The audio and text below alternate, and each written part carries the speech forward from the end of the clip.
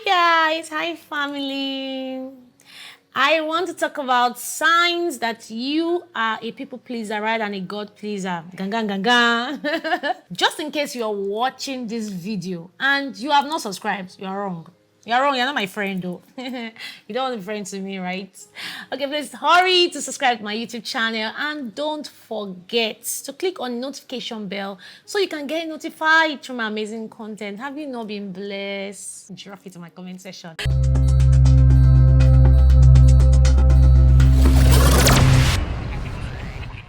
All right, signs that you are a people pleaser rather than a God pleaser. Number one, you take down the post because of the number of likes or views on it. Have you ever been in a situation where God tells you to actually post a video? You get a nudge. It happens to me.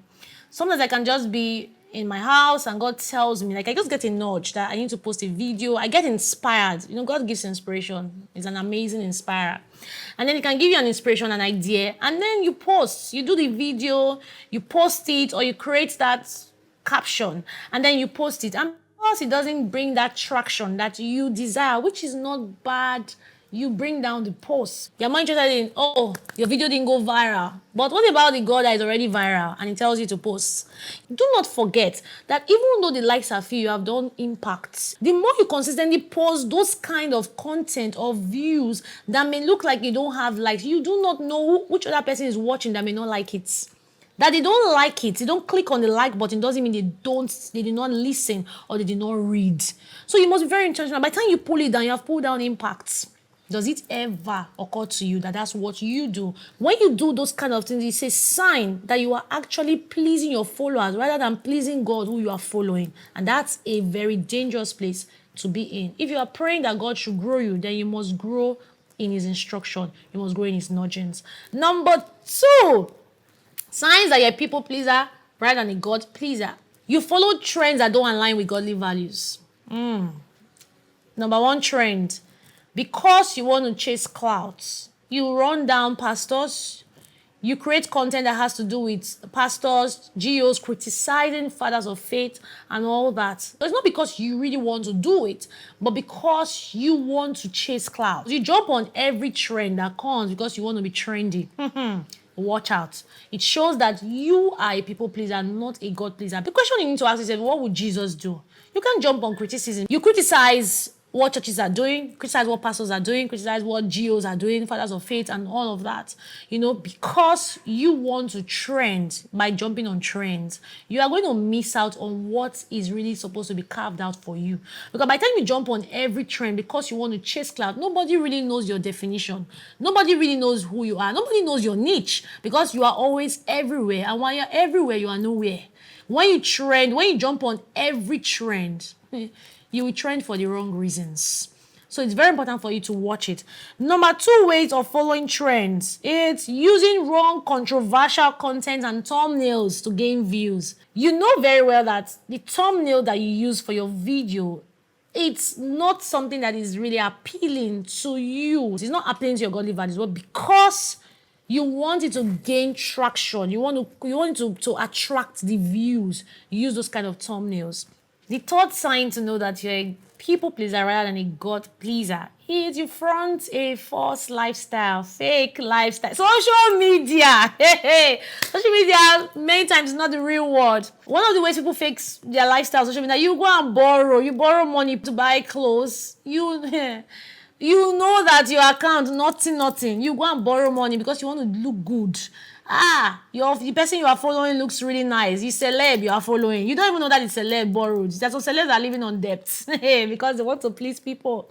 You know, so you go and borrow, you want to look good, you wear designer clothes. Nobody even is looking at your designers. So people will look at you and say, hey man, this girl is expensive. You carry that bag, you just pose, man, Gucci.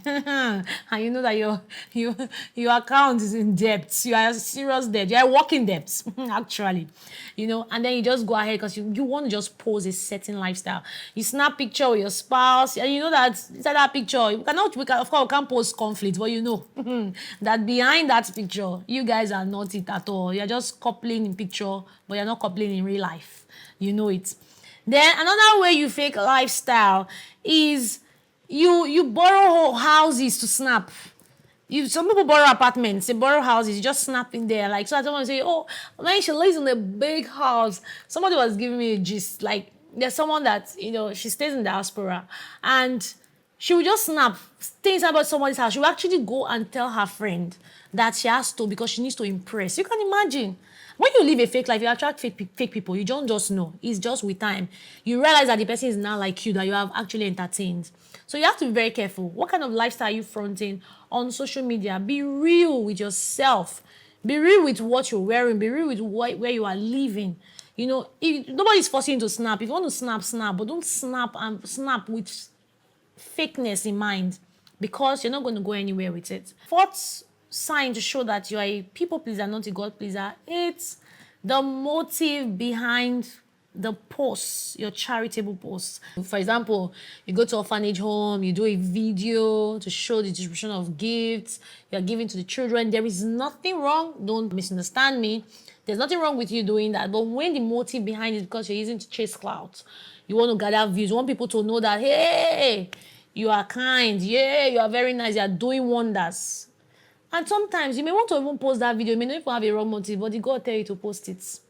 Because sometimes God may want you to be silent and yet you are loud. Did he ask you to post the video? I know you say, hey, you're too spiritual.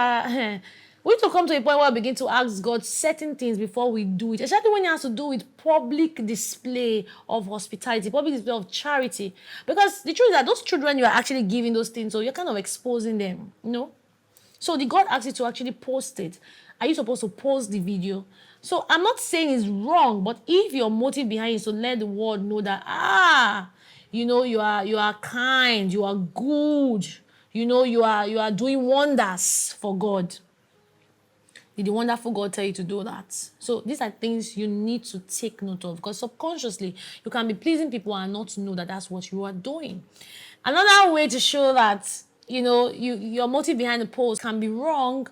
It's you go and borrow money to spray during weddings in dollars. You're borrowing naira, borrow, but your bank account is screaming, "Hey, gbà mí o." What are you doing it for? Who are you trying to please? You're trying to please people so that they will think that, oh, you are rich and you know that you are broke. You can't afford chicken like one lap. Another motive behind your post, you post scriptures to show people that you're a Bible scholar, but that you can't remember the year you studied your Bible. It can even be a way of getting a Christian spouse. So you post scriptures to even prove to that person that, oh man, oh more, I'm a Christian, like I'm a wordite. But you know that you and the word is very, very far. Another motive behind posts that can be wrong, please though, I'm not saying it's wrong, but you need to weigh the motive behind what you do. You are praying, you're praying for somebody, you put your camera, you put the video on you are kabashi so that you can tell the world that you're a prayer warrior. You are praying because I don't even understand how all of this thing works because if you are really praying, to be very honest, you are really, really praying and you want to really hear God. How at the same time do you have a cameraman? Or how do you even pose? How do you even do a selfie video and you're actually really praying? Or you're not praying for someone, you're praying for the person and then you carry a camera and then you're videoing. I don't understand how all of these things work, but we need to also consciously watch all of these things because we won't know if we're not conscious how we can be pleasing people, especially on social media, instead of pleasing God. Any other thing you need to share regarding these signs, please feel free to drop it on the comment section. And don't forget to subscribe to my YouTube channel.